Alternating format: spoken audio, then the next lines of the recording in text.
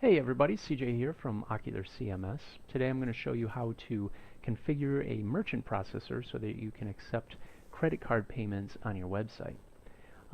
To first start off, you go to the shopping cart page on your site, and once you're there, if you've never set it up before, you will see this message: e-commerce capabilities are not configured yet. Click here to configure, and if you click here, it's going to take you to a page where you can configure that, which I will show you in a second. When you have set it up, you will no longer see this message, but this gear icon will be here. So this is also important to know that if you click on this, it gives you various e-commerce related links, one of which is this top one, Configure Merchant Processors.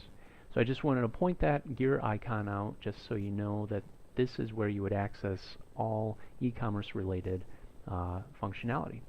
So let's click to Configure Merchant Processors, and it's going to tell me that we're being redirected to a different page, so be sure to save any changes before leaving. On this e-commerce configuration page, you'll notice at the top it says Merchant Processors here. And what this is it's going to allow me to set up payment processors by clicking this plus button. So if I click this, it says select a provider, and there are 4 at this time: PayPal Payment Standard. And if you select this and click on the continue provider configuration, in this case it's just going to ask you for the PayPal email address. Pretty simple. Stripe is another credit card processor, eProcessing Network, and Authorize.net. So depending on which one you select and you click on the button here, it will have different questions for you.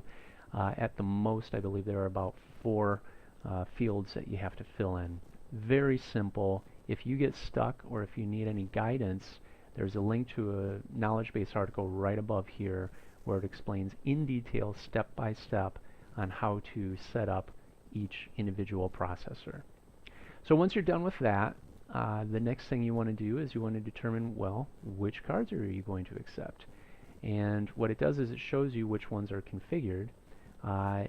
If you want to change that, click Edit, and then you can simply add or remove what you do or don't want to accept.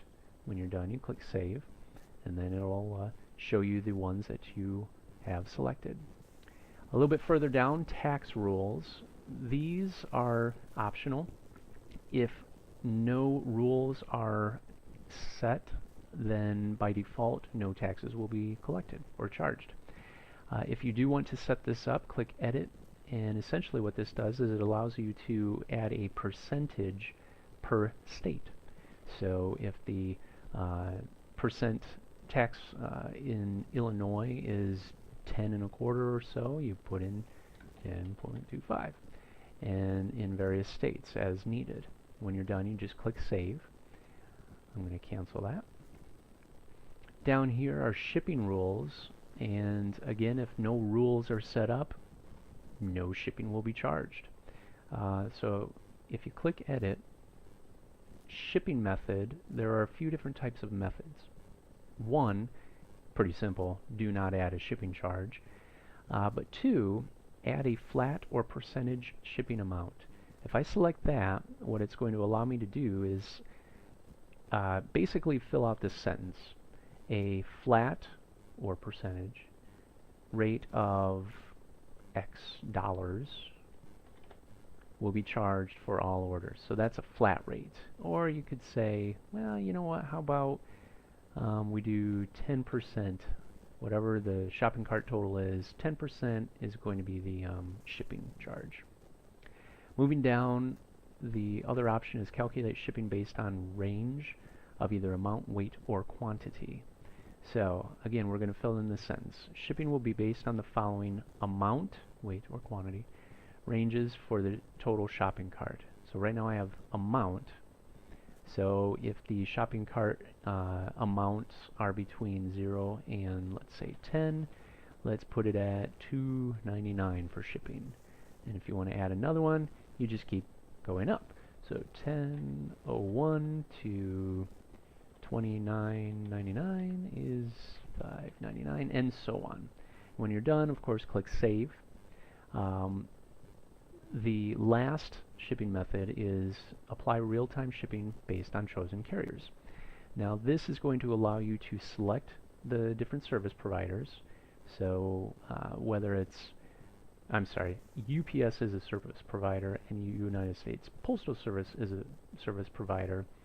These are the services within UPS. So if you are going to be shipping via UPS, you just select which services you are going to be providing.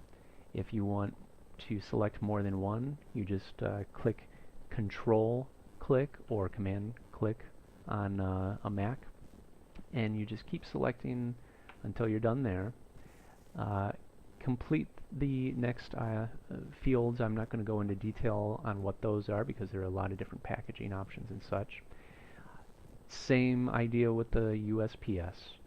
Select the type, the service, and the container, whether it's a letter and so on, and the size, whether it's regular or large. When you're done, click Save.